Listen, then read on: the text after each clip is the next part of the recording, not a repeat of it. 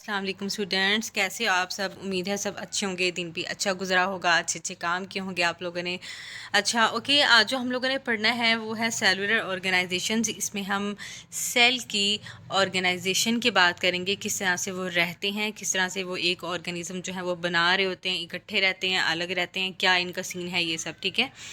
अच्छा, on the basis of cell type कि किस तरह का सेल जो है वो ऑर्गेनिजम्स के अंदर पाया जाता है। Organisms are divided into 5 main groups.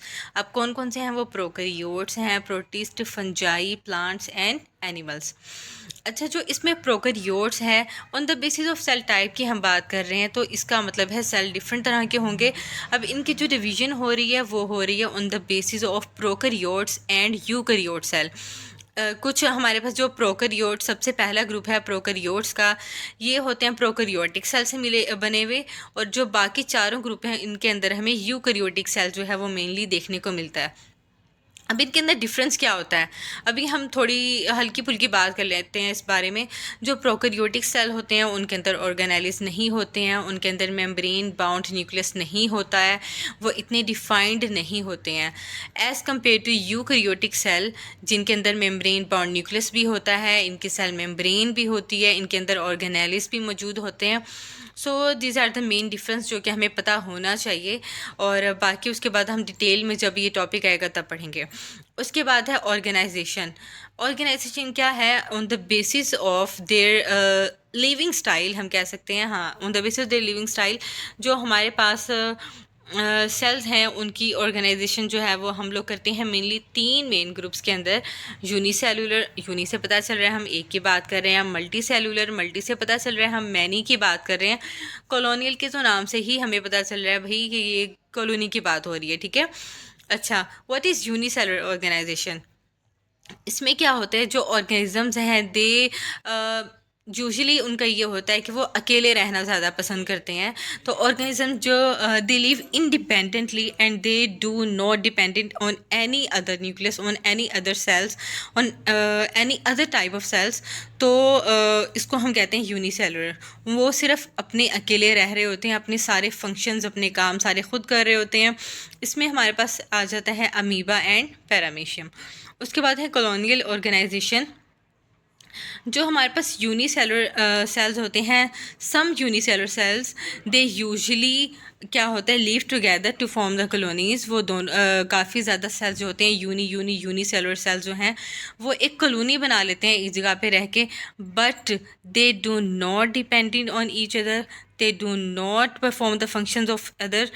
Okay, वो किसी भी चीज़ में, किसी भी बात में एक दूसरे की कोई भी मदद नहीं करते हैं, अपना काम खुद करते हैं, ठीक है। तो उनको हम कहते हैं कॉलोनियल ऑर्गेनाइजेशन। इसमें हमारे पास वॉल्वॉक्स की एग्जांपल है, ग्रीन एल्जी है जो कि पानी में पाए जाते हैं। उसके बाद है guys multi cellular organization. Multi के नाम से पता चल रहा है हम मैनी की बात कर रहे हैं। तो यहाँ पे सबसे अच्छी एग्जांपल जो है वो हमें एनिमल्स की देखने को मिलती है, प्लांट्स की, जिसके बारे में हम पिछले टॉपिक में अच्छे से पढ़ चुके हैं।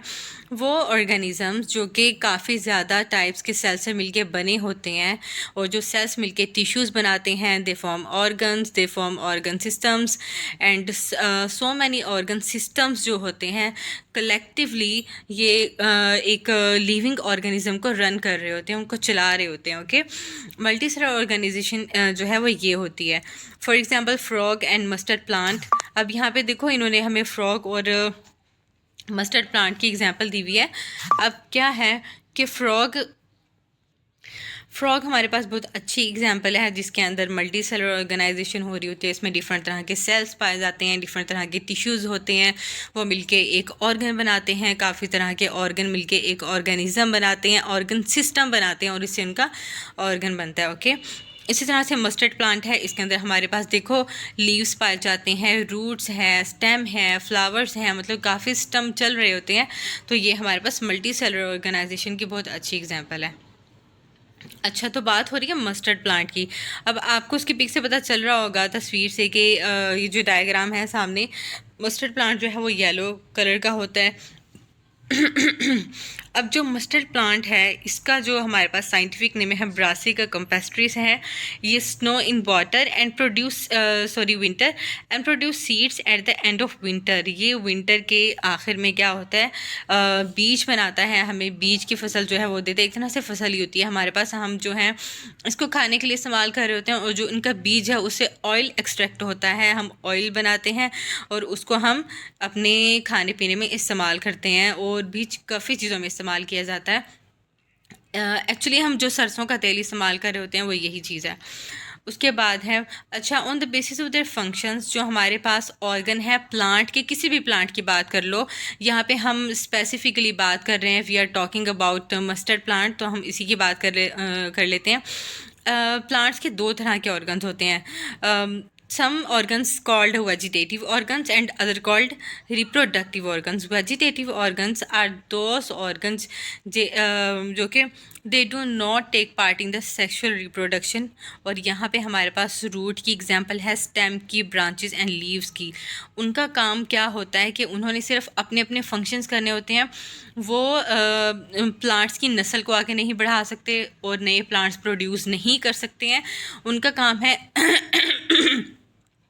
बाकी चीज़ों को का ख्याल रखना, ग्लूकोज बनाना, पानी देना, ऑक्सीजन का काम, ये सारे काम जो है वो कर रहे होते हैं। ओके, उसके बाद है रिप्रोडक्टिव ऑर्गन्स, वो ऑर्गन्स जो कि mainly they take part in the sexual reproduction and they produce the fruits and seeds, they produce their offsprings, तो they produce new plants, therefore they are called the reproductive system organ, sorry. उसके बाद आते हैं frog. Frog की के नाम से भी और शक्ल से भी आपको पता चल रहा होगा हम फ्रॉग की बात कर रहे हैं। बाय द वे काफ़ी अच्छा लग रहा है ये। अच्छा, उसके बाद है फ्रॉग, जो है उसका नाम बड़ा अच्छा है, राना टिग्रीना कहा जाता है फ्रॉग को साइंटिफिकली नेम। ओके, अब देखें फ्रॉग के अंदर भी मल्टी सेलर ऑर्गेनाइजेशन होती है, इसकी बॉडी के अंदर ऑर्गन्स होते हैं, it have organ systems and all the organ systems mainly they made up of tissues. हमें पता है टिश्यूज़ से मिलके बने होते हैं, और ये सारे ऑर्गन सिस्टम मिलके एक फ्रॉग को मुकम्मल तौर पे जो है वो एक लिविंग ऑर्गेनिज्म बना रहे होते हैं। अब हमारी बुक में बताया हुआ है कि किस तरह के टिश्यूज़ होते हैं। एपिथेलियल टिश्यूज़ जो कि ऊपर वाली लेयर बना रहे होते हैं, ठीक है, ऊपर की बॉडी की लेयर, ऑर्गन्स के अंदर की जो फ्रॉग के अंदर जो ऑर्गन्स हैं, ऑर्गन्स के जो ऊपर वाली लेयर होती है जिससे वो बन रहे होते हैं, उनकी बनावट शुरू हो रही होती है, तो ऊपर वाली लेयर को हम एपिथेलियल लेयर का नाम देते हैं, जो कि एपिथेलियल टिश्यूज़ से मिलके बनी हुई होती है। उसके बाद we are talking about muscular tissues, जो कि मसल्स बनाती है। नर्वस टिश्यूज़ होते हैं जो कि अंदर का सारा नर्वस सिस्टम बना रही होती है। तो दीज आर ऑल जो है अब all about frogs and mustard plants. I hope कि आपको समझ आ गया होगा, और लेट मी नो अगर आपको समझ आ गया है तो। उसके बाद thank you so much. Channel को सब्सक्राइब करना मत भूलिएगा, ज़रूर कीजिएगा, और वीडियो को लाइक भी ज़रूर करना है।